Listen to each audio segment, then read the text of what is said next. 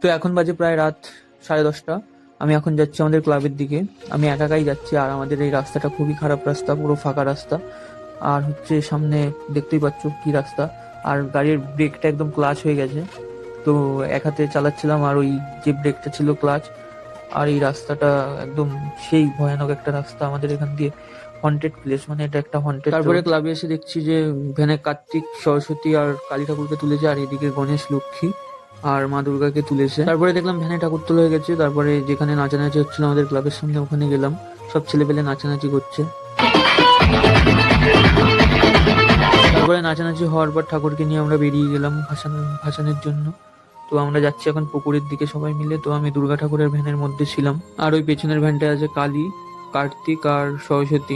দুর্গা মাইকে বলো, দুর্গা মাইকে বলো, দুর্গা মাইকে আসছে বছর, আসছে বছর, বছর বছর আসছে বছর।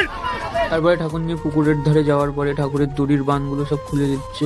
এবার দড়ির বান খুলে ঠাকুর ভাসানো হবে। তো দড়ি খুলে মাকে পুকুরে ডুবিয়ে দেওয়া হলো, মানে ভাসিয়ে দেওয়া হলো।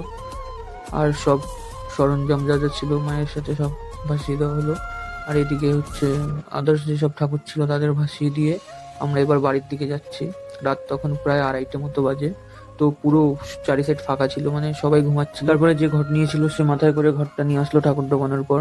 তো আজকের জন্য বাই।